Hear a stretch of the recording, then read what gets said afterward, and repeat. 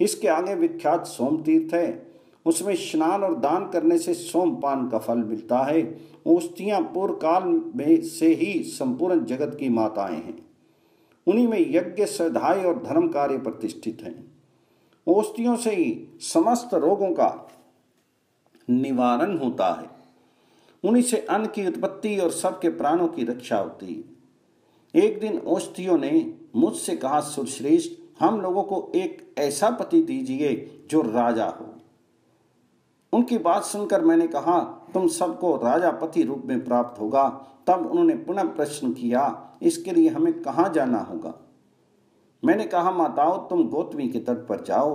गौतमी के प्रसन्न होने पर तुम्हें लोक पूजित राजा की प्राप्ति होगी। ये सुनकर वे वहां गई और गौतमी की स्तुति करने लगी। ओस्तियां बोली, भगवान शंकर की प्रीतमा पुण्य श्रीला गौतमी, यदि आप इस भूतल पर ना आती तो संसार के प्राणी जो नाना प्रकार की पाप राशियों से तिरस्कृत एवं दुखी हो रहे हैं, क्या करते?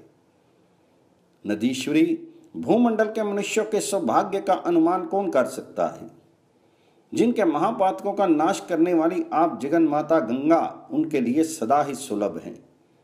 तीनों लोकों की वंदनी या जगत जननी गंगा आपके वैभव को कोई नहीं जानता, क्योंकि कामदेव के शत्रु भगवान शंकर भी आपको सदा मस्तक पर लिए रहते हैं। मनवांछित फल देने वाली माता, तुम्हें नमस्कार है। पापों का विनाश करने वाली ब्रह्ममयी देवी, तुम्हें नमस्कार है। भगवान विष्णु के चरण कमलों से निकली हुई गंगा, तुम्हें नमस्कार है। भगवान शंकर की जटा से प्रकट हुई गौतमी देवी, तुम्हें नमस्कार है। इस प्रकार स्तुति करने वाली ओस्तियों से गंगा जी ने कहा, देवियों, बताओ तुम्हें क्या दूं? ओस्तियां बोली, जगन माता, हमें अत्यंत तेजस्वी राजा को पति रूप में दीजिए। तो गंगा जी ने कहा, माता ओस्तियों, मैं अमृत रूप हूं, तुम भी अमृत स्वरूपा हो, अतः तुम्हें तुम्हारे योग्य ही अमृतात्मा सोम को पति रूप में देती हूं। गौतमी के इस वरदान का देवताओं, ऋषियों, चंद्रमा तथा ओस्तियों ने भी अनुमोदन किया। इसके बाद वे सब अपने अपने स्थान को चली गई। जिस स्थान पर ओस्तियों ने समस्त पाप संताप का निवारण करने वाले अमृत स्वरूप राजा सोम को पति रूप में प्राप्त किया, वह सोम तीर्थ के नाम से प्रसिद्ध हुआ। वहां स्नान और दान करने से पितर स्वर्ग में जाते हैं। जो प्रतिदिन इस प्रसंग को पढ़ता है, सुनता है अथवा भक्ति पूर्वक स्मरण करता है, वह दीर्घायु, पुत्रवान और धनवान होता है। तंत्र धान्य तीर्थ है, जो मनुष्यों की सब अभीष्ट वस्तुओं को देने वाला है। वह सुकाल उपस्थित करने वाला, कल्याणप्रद तथा मनुष्यों को सब प्रकार की आपत्ति से मुक्त करने वाला है। राजा सोम को पति रूप में पाकर ओस्तियां बहुत प्रसन्न हुई थी। उन्होंने सब लोगों तथा गंगा जी के सामने ये अभीष्ट वचन कहा। वेद में एक पवित्र गाथा है जिसे वेदों के विद्वान जानते हैं। जिस भूमि में फसल उगी हुई है वे माता के समान कि वह साक्षात माता ही है। जो गंगा जी के समीप उसका दान करता है वह समस्त अभिलक्षित वस्तुओं को प्राप्त कर लेता है। जो मानव खेती लगी हुई भूमि, गौ तथा औषधियों को ब्रह्मा, विष्णु एवं शिव रूप ब्राह्मण के लिए भक्ति पूर्वक दान देता है, उनका किया हुआ सब दान अक्षय हो जाता है तथा वे अपने संपूर्ण अभिष्टों को प्राप्त कर लेता है।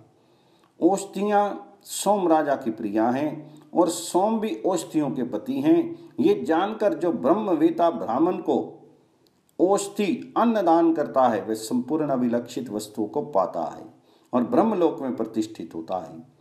औषधियां राजा सोम से बातचीत करते हुए कहती हैं, राजन, हम ब्रह्म स्वरूपणी और प्राण रूपणी हैं। जो हमें ब्राह्मणों को दान करे उसे तुम पार लगाओ।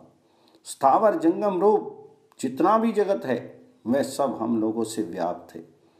हव्य, कव्य, अमृत तथा जो कुछ भी भोजन के काम आता है वह हमारा ही श्रेष्ठ अंश है। ये जानकर जो अन्न का दान करता है राजन, उसे पार लगाओ। राजा सोम जो भक्ति पूर्वक इस वेद की गाथा का श्रवण, स्मरण अथवा पाठ करे उसे तुम पार लगाओ।